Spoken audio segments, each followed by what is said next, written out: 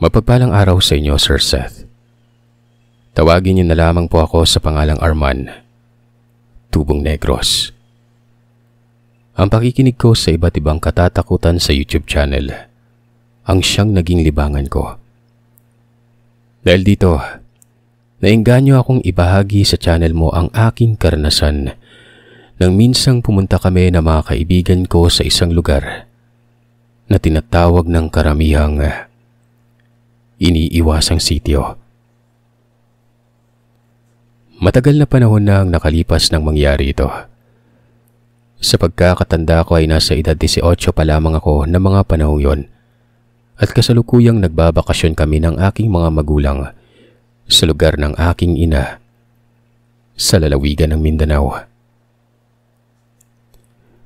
Noong naroroon na kami, nagkaroon ako ng mga kaibigan at kasama na nga rito si Kaloy at Boyax. Bali sa dalawa, Sir Seth. Si Kaloy ang medyo pilyo at mahilig gumawa ng kalokohan.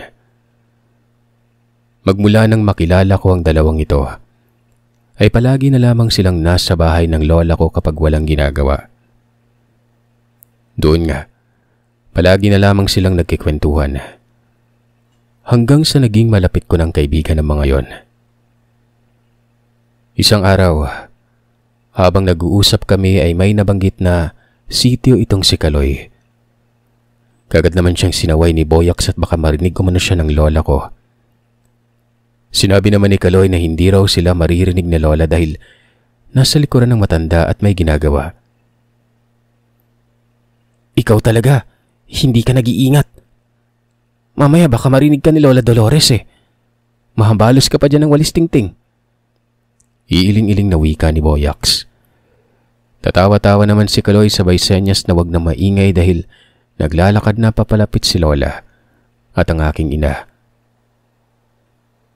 Nang tuluyan nang makalapit ang dalawa ay iniba na ni Boyax ang usapan. Aba, mukhang nagkakasiyahan kayo riyan ah. Anong meron? Tanong ng aking ina. Wala po. Ito pong si Kaloy kasi may kinikwento sa aming nakakatawa.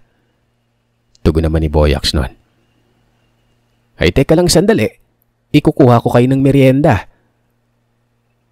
Nagpatiunin ng maglakad kay Lola Dolores itong sinanay. Nakita kong tumingin na makahulugan si Lola Dolores sa dalawang kaibigan ko na para bang alam nito kung ano ang pinag-uusapan. Binabalaan niyang dalawa sa pamamagitan ng titig nun. Hindi naman makatingin ng diretsyo ang dalawa sa lola ko.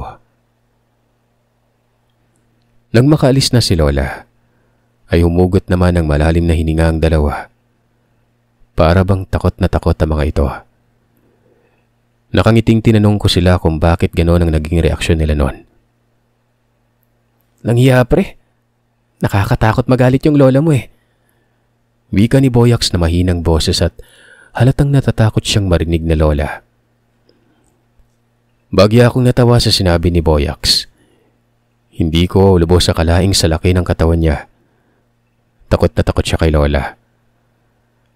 Ano ba naman yan pre? Sa laki ng katawan mong yan, takot ka kay Lola? Siraulo ka talaga. Kahit sino naman kapag yan ang naging Lola. Naku, dila mo yung walang latay. Marahan niya akong binatukan sa ulo at nagwikang hindi ko pa raw kasi nakita kung paano magalit si Lola. Kaya nasasabi ko ang mga bagay na yon. Oo nga. Nako, kapag nakita mo si Lola Dolores kung paano magalit, mangangatog lahat ng kalamnan mo. Dagdag pang wika ni Kaloy. Natigil lamang ang aming usapan nang dumating ang aking ina. Masayang inilapag niya ang merienda at sinabihan kaming magmerienda na umano at mamaya na lamang ipagpatuloy ang pagkikwentuhan. Matapos naming magmerienda, nagsipag-uwian na mga kaibigan ko dahil sa may pupuntahan pa umano si Boyax. Samantalang si Kaloy naman na may gagawin rin sa bahay nila. Umalis na yung mga kaibigan mo? Tanong ni nanay. Opo ma, umuwi na silang may gagawin pa raw kasi sila eh. Kinagabihan, habang nagpapahangin ako sa maliit na balkonahe ng bahay ni Lola, Hindi mawala-wala sa isipan ko ang tungkol sa sityong binanggit ni Kaloy. Hindi ko alam kung bakit ayaw nilang marinig ng lola ko ang pinag-uusapan nila tungkol sa lugar na yon. Maya-maya pa, habang nagpapahangin ako ay nakarinig ako ng mahinang kaluskusan sa gilid ng bahay. Nung una, hindi ko lang pinansin ang kaluskusan na yon. Gawa ng inisip kong baka aso lamang yon o kaya ay pusang nanginginain o naghahanap na makakain. Pero sa pagdaan ng ilang minuto, ay iba na ang naririnig ko. Hindi na kaluskusan yon, bagkus ay para na yung huni ng ahas. Naging maalinsangan na rin na para bang wala man lamang kahangin-hangin sa buong paligid. Kaagad akong naalarma. Kung kaya naman ay dagli-dagli na akong tumayo sa kinauupuan nun, sa pag-aakalang may ahas na malapit sa pinagpepwestuhan ko. Doon ko kasi narinig ang ingay ng ahas. Hinanap ko sa buong paligid ang ingay na naririnig ko. Pero ilang minuto na akong naghahanap at halos malughog ko na ang balkonahin ng bahay. Pero wala akong makita nun. Tumigil na rin ang huning narinig ko. Kaya naman bumalik na lamang ako sa upuan at ipinagsawalang bahala na lang ang narinig ko kanina. "Anak, pumasok ka na dito sa loob." "Man naman, nagugulat naman kayo. Ano bang nangyari sa'yo at parang nakakita ka ng multo dyan? Pumasok ka na dito at papalalim na yung gabi." "Opo, andyan na po." Sakto namang pagpasok ko sa loob ng bahay ay siyang paghuni ng wakwak. Narinig ko pang nagmura si Lolo Gaspar at nagwika ng, "Anak ng pambihira! Ang aga-agay mukhang gutom na naman ang isa sa mga naninirahan sa Karatig City, ah. Lumabas na at naghanap na makakain. Dito pa talaga dumaan sa baryo. Talaga namang nagpapapansin ang hayop na yon." Nagmamadalis ang lolo ko na lumapit sa bintana at sumilip nun. "Baka naman walang mahanap na bibiktimahin sa ibang baryo, tay, kaya dumaan dito sa atin para maghanap ng mabibiktima," sabat ng aking ina. "Mukha nga."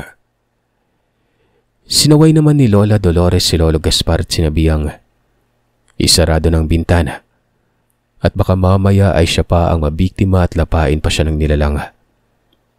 "Aba, wala akong pakialam kung lapain man ako ng aswang na yon. Kung gusto niya pa nga magkainan pa kaming dalawa eh." Sagot ni Lolo Gaspar sa lola ko at tatawa-tawa pa na halatang hindi ito seryoso sa sinasabi. Nilapitan siya ni Lola. Hinatak paalis sa bintana at isinara yon. Ako naman ng mga sandaling yon ay hindi ko alam kung ano mararamdaman ko. Kung matatakot ba ako sa huni ng aswang o matatawa ako kina lolo at lola. Nang gabing yun nga ay matagal kaming nakatulog gawa ng pinag-uusapan nila ang tungkol sa aswang.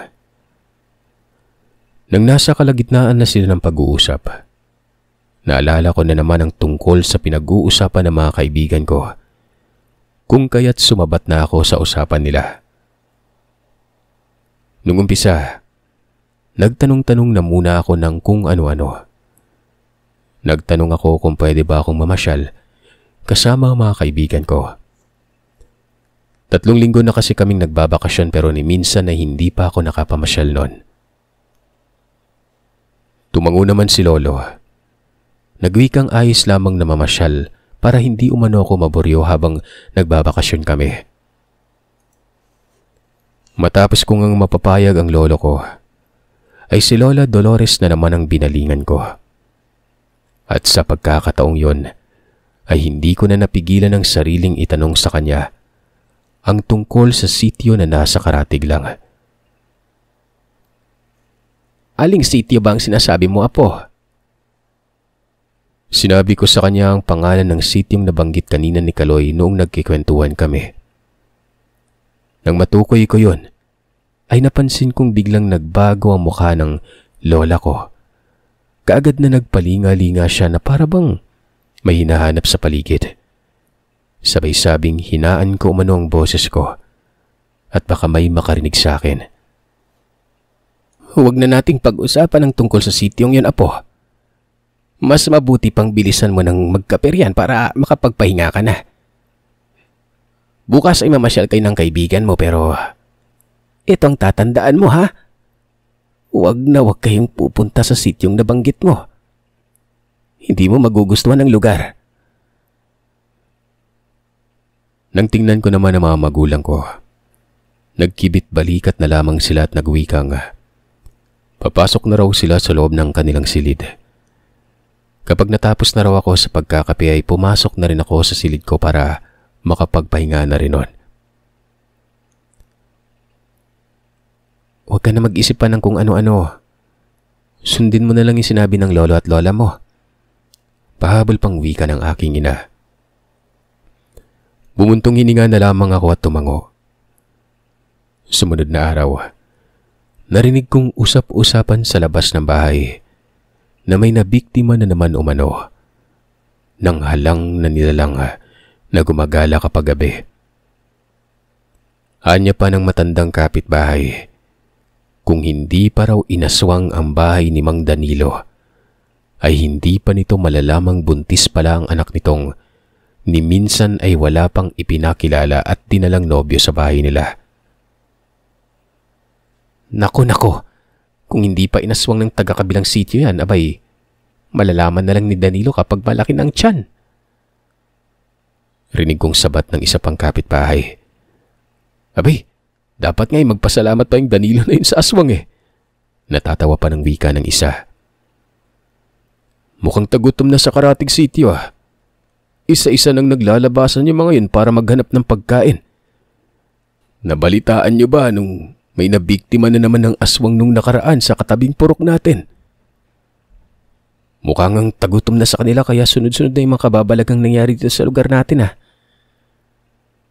Kagad naman silang sinaway ni Lola at sinabihang huwag gawing biro ang nangyaring pangaaswang. Dahil kung sa kanila nangyari yon, baka hindi sila matuwa kapag narinig nilang pinag-uusapan at pinagtatawanan ng ibang kapitbahay. Tumahimik naman ang mga tsismosang kapitbahay at parabang nahihiya ang mga ito sa mga pinagsasabi matapos sawayin ni Lola Dolores. Hindi ko na pinakinggan pa ang usapan nila dahil sa tinawag na ako ng aking ina at pinapalapit sa kanya. Kaagad naman akong naglakad papalapit kay nanay. Pre, may lakad ka ba mamaya? Tanong sa akin ni Bonax at naguunahan pang makapanhik sa loob ng bahay ang dalawa't sabay kindat. Gulat naman akong napatingin sa dalawa at nagwikang wala. Gagawin? Wala ka bang gagawin mamayang hapon? Wala rin. Bakit nga? Napansin kong nagsipag-sikuhan ng dalawa at ngumunguso sa nakatalikod kong ina.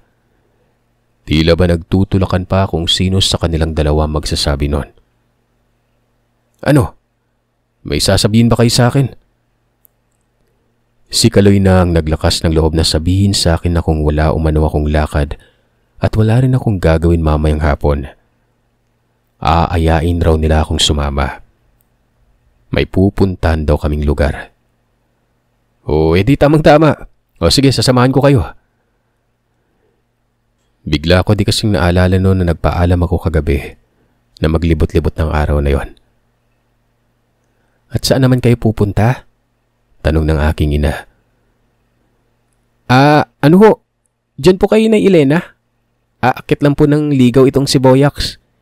Isasama sana namin mamayang hapon si Arman para naman kahit papano makapamasyal.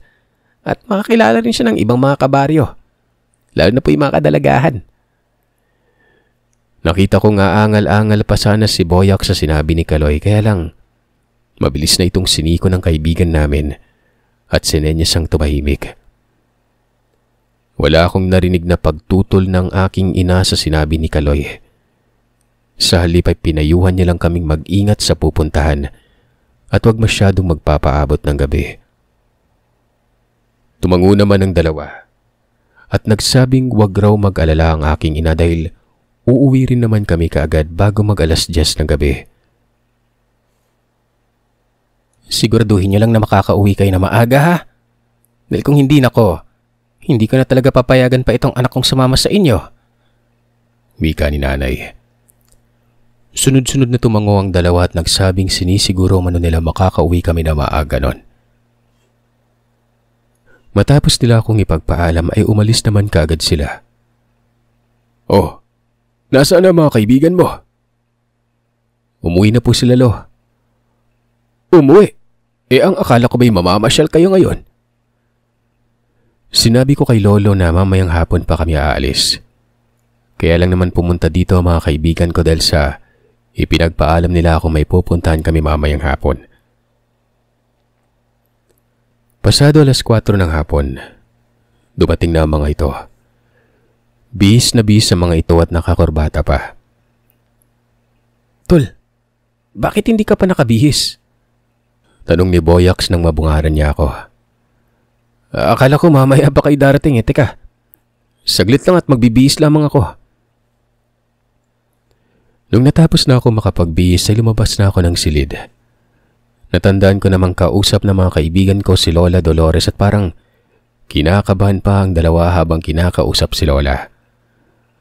Tagal mo naman pre.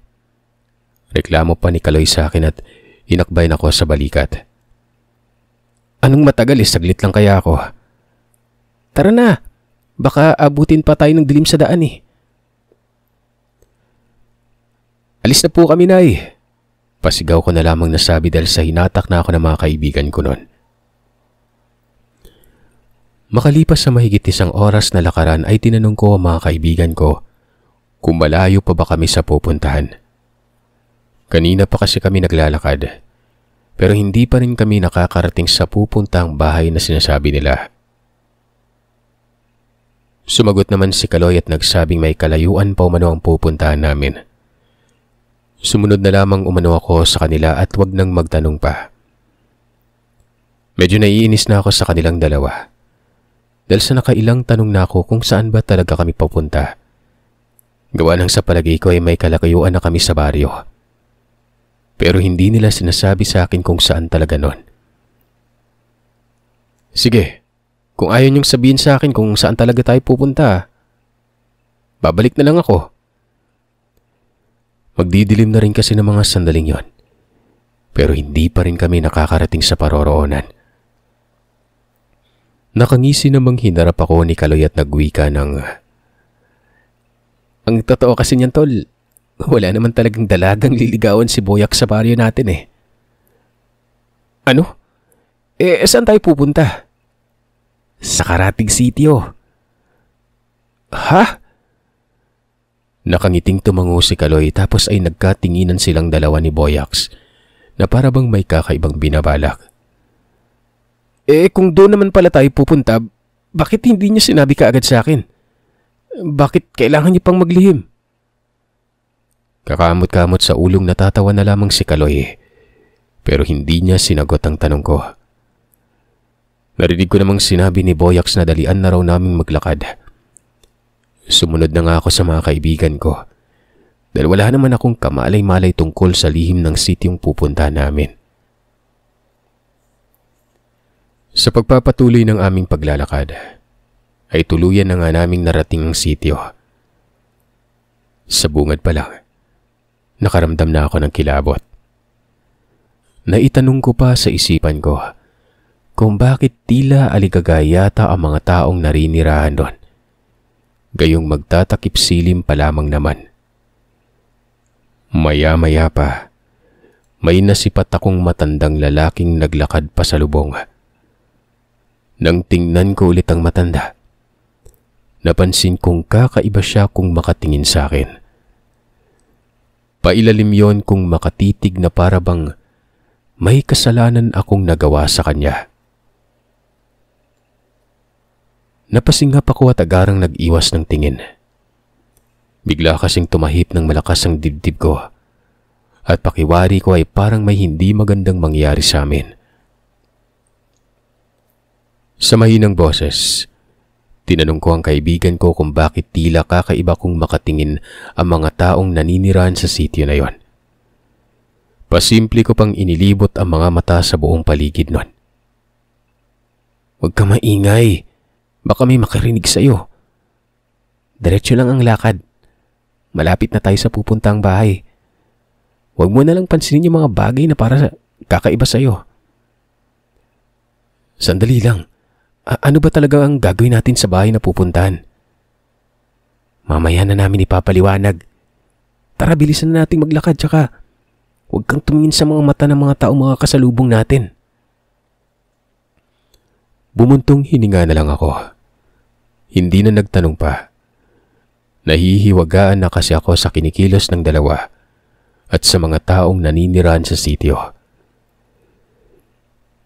Sa paglipas ng ilang minutong lakaran, malapit na nga kaming makarating sa nag-iisang bahay malapit sa maliit na sapa. Sa tingin ko ay mga pasado 6:00 na ng hapon yon, kaya't nag-aagaw ng liwanag at dilim sa kapaligiran. Nang malapit na kami sa bakuran, may nakita kaming lalaking naglalakad palabas ng bakuran. Agad namang nagsalita si Kaloy na yun na raw si Nestor, ang kaibigan niyang naninirahan sa dulo ng sityo. Kaibigan? Teka, kailan ka pa nagkaroon ng kaibigang taga rito? Takang tanong ni Boyax at tila nagulat rin siya sa sinabi ni Kaloy. Nakaraan lang. Nakilala ko siya doon sa pinapasukan kong trabaho. Inaya niya ako rito dahil may konting salo-salo raw sa bahay nila. Ngiting tugon ni Kaloy. Anak naman ng tipaklong. Akala ko'y dalaga na yung pupunta natin dito kaya pumayag ako eh. Sabi ni Boyax na halatang dismayado. Kanang magreklamo, tol. Nandito na tayo eh. Dali na. Bilisan niyo na maglakad. Nang makalapit na kami sa lalaking tinawag ni Kaloy na Nestor, biglang lumapad ang pagkakangisi nito at sa hindi malamang dahilan, bigla akong tinubuan ng kilabot sa katawan. Hindi maalis-alis ang ngiti ng lalaki at agad na pinaupo kami sa balkonahe ng bahay. Ang akala ko hindi ka na makakapunta, paring Kaloy. Pasensya ka na pre. Naglakad lang kasi kami papunta rito at medyo may kalayuan din itong bahay nyo. Saglit na nagpaalam si Nestor. Napapasok lamang raw siya sa loob ng bahay. At ipaghahanda niya lang raw kami na makakain nun. Nang umalis na nga ito ay pasimple ko namang inilibot ang paningin ko sa buong paligid. Maya-maya pa, kamuntik-muntikan na akong malaglag mula sa kinauupuan ko nang makarinig ako ng taong galit na nagsasalita. Nung hanapin ko nga kung saan ang nagsasalita, ay nakita ko ito sa gilid ng balkonahe. Isang matandang lalaking halos uugod-ugod na. Kakaiba ang mga mata nito habang nakatitig sa amin ng masama. Muli ay napasingap ako at bahagyang umatras sa may upuan. Sino kayo? Anong ginagawa ninyo dito? Ay, walang iya. Kadiri naman ang matandang to. Tumingin sa akin ang matanda. Tinitigan niya ako ng masama na para bang narinig niya ang sinabi ko noon. Mga kaibigan po kami ni Nestor, sagot ni Kaloy. Sa garalgal na boses ay sinabihan kami nitong dapat ay hindi na kami pumasok pa ng sityo ng alanganing oras. Umuwi na raw kami hanggat hindi tuluyang sinasakop ng dilim ang buong kapaligiran.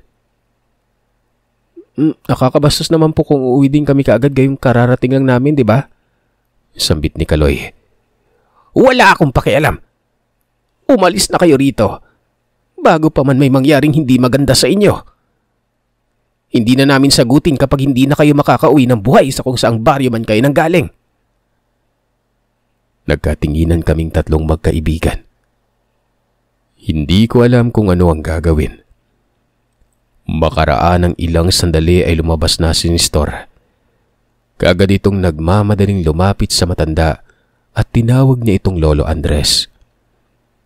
Binalingan naman ng matanda si Nestor at tinanong kung bakit tumanggap siya ng bisita gayong alanganing oras na. Humingi naman ng pasensya si Nestor at nagwikang may kalayuan kasi ang tirahan namin at hindi niya nasabihan si Kaloy na agahan ang pagpunta. Ihahatid ko po sila hanggang sa bungad ng sitio para ligtas sila makalabas dito sa lugar natin. Hindi kita pinagbabawalang makipagkaibigan, apo ah. Pero dapat alam mo ang limitasyon dahil alam mo naman kung anong meron dito. Nang mga sandaling yon, gulong-gulo ako at hindi alam kung ano ang pinag-uusapan nila. Dahil sa wala namang binanggit sa akin ng mga kaibigan ko. At noong tanungin ko naman ang mga magulang ni nanay tungkol sa sityo, iniiwasan naman nilang sagutin yon. Akmang magsasalita sana ako para itanong kung ano ang nangyari. Pero mabilis na kinalabit ni Kaloy ang kamay ko at sinenyas ang wag maingay. Sa mahinang boses ay nagwika pa siyang sa kanya na ipapaliwanag ang lahat. Manahimik lamang raw ako at makiramdam sa buong paligid nun. Ang mabuti pa, ihatid mo na yung mga kaibigan mo sa bungad ng sityo. Nahihiya namang tumingin sa amin si Nestor at humingi ng pasensya. Nakalimutan niya raw kasing sabihin kay Kaloy na agahan ang pagpunta dahil hindi na sila tumatanggap ng panauhin pagsapit ng takip silim. Wala yun. Sige. Sa susunod na lang kami dadala ulit. Pasensya ka na rin, tol. Wika ni Kaloy. Ihahatid ko na kayo mga pre sa bungad. Ay nako. Wag pre. Kami na lang. Malapit lang naman yung bungad eh. Bibilisan na lamang namin para bago magdilim makalabas na kami dito. Nakailang beses pang iginiit ni Nestor na ihatid niya kami sa bungad pero mariin namang tumanggi si Kaloy. Sinabi niya kay Nestor na wag na itong mag-abala pa dahil 3 naman kami at iyak namang walang gagalaw sa amin sa may kalsada. Hayaan mo na siya, Nestor. Mukha namang matapang ang isang yan. Hayaan mo silang lumabas ng sityo nang sila lamang. Anya ng lolo nito. Kagad na nga kaming nagpaalam at naglakad ng palabas ng sityo. Yabang naman ang matandang yan. Tanda-tanda na pero kapag makapagsalita ay kala mo makikipagsuntukan. Reklamo ni Kaloy. Ano ba kasing problema ng matandang yon? Aligagang aligaga eh. Gusto tayong paalisin sa bahay nila.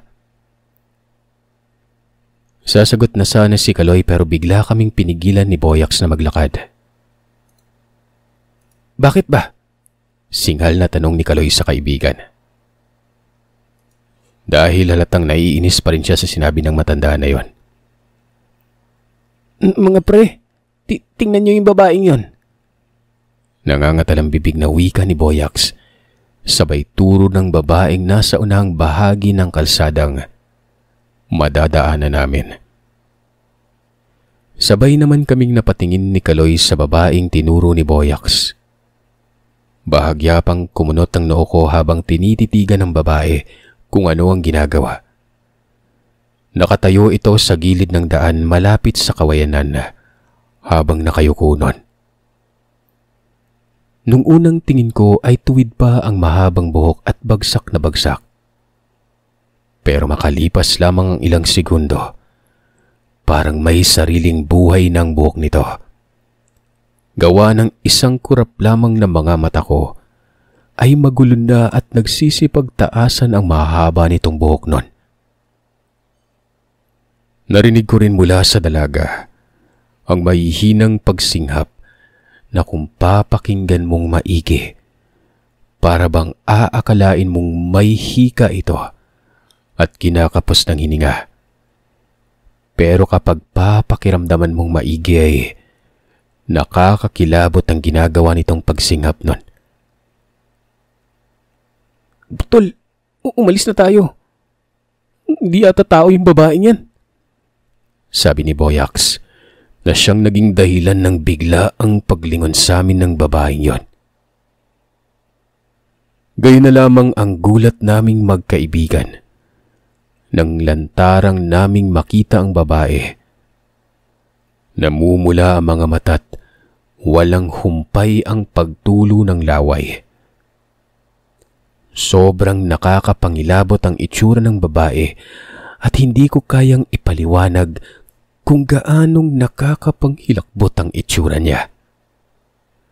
Bago pa man makakilos ang babae, agaran na akong hinablot ni Kaloy, sabay karipas ng takbo.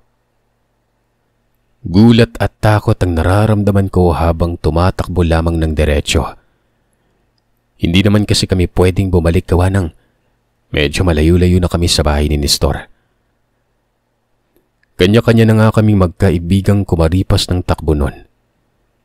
Kung kaninang pagpasok namin ay may mga nakikita kaming taong nagkukumahog kumilos.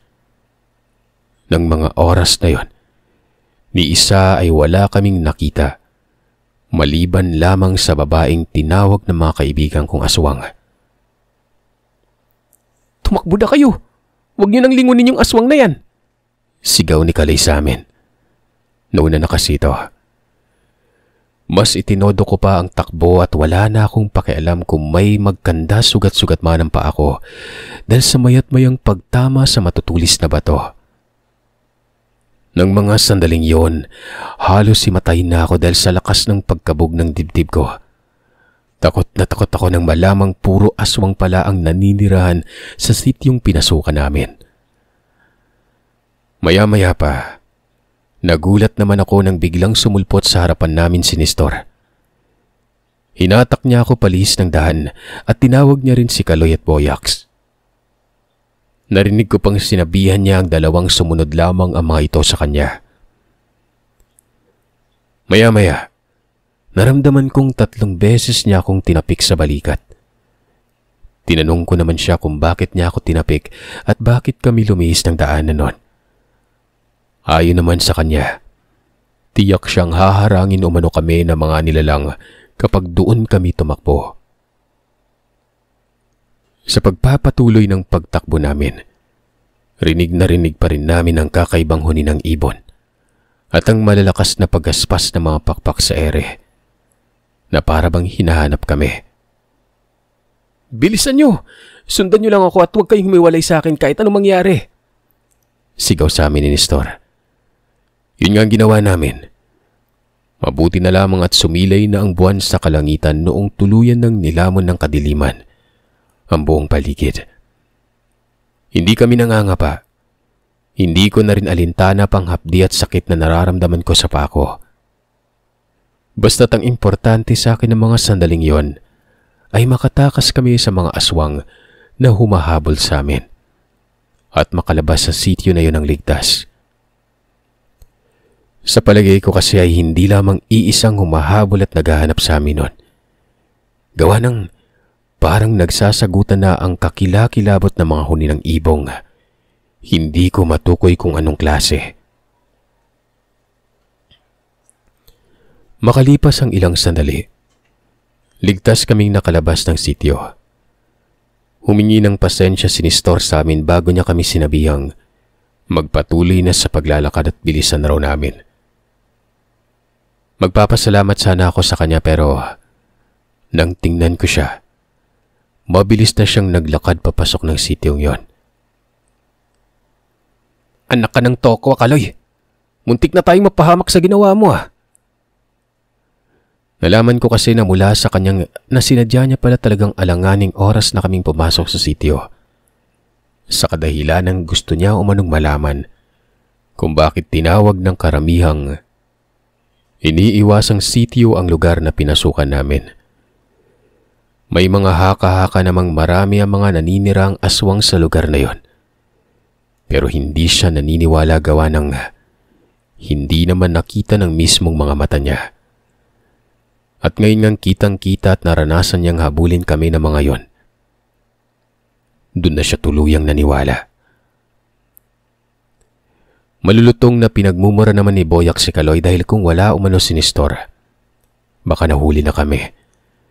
Mabuti na lang talaga at sinundan kami ni Nestor kaya nakalabas kami ng ligtas sa lugar na yon. Walang hiya ka, pre. Pinasubo mo kami sa kapahamakan eh. Wala ka sa hulog. Pati mga kaibigan mo handa mong ipahamak dahil lang dyan sa gusto mong malaman yung totoo. E di sana ikaw na lang pumuntang mag-isa. Humingi ng tawad si Kaloy sa amin at hindi niya kami tinigilan hanggat hindi namin siya napapatawad nun. Dahil nga sa kaibigan namin siya, pinatawad ko siya pero hindi na ako nagtiwala sa kanya. Habang naglalakad kami pauwi ay nabaling ang usapan namin tungkol sa biglaang pagsulpot ni Nestor nung nagtakbuhan na kami. At doon sa ginawang pagtapik ni Nestor sa balikat ko ng 3 beses. At ang higit sa lahat na ipinagtataka namin nun, kung bakit magmula noong kasama na namin si Nestor ay hindi na kami mahanap-hanap pa ng mga aswang. Sinabihan ko silang magpasalamat na lamang kami dahil kahit papano may puso si Nestor. Hindi niya kami hinayaang mapahamak sa lugar nila. Dahil kung iba pa yon, baka hahayaan na lamang kami. Hanggang sa makauwi kami ay hindi namin masagot-sagot ang mga katanungang tumatakbo sa isipan tungkol sa katauhan ni Nestor. Pag-uwi nga namin, napagpasya naming magkaibigang ilihim na lamang ang mga nangyari. Dahil baka hindi na ako payagan pa. Kapag nalaman na mga magulang kong kamuntikan na kaming mapahamak sa sityong napuntahan namin.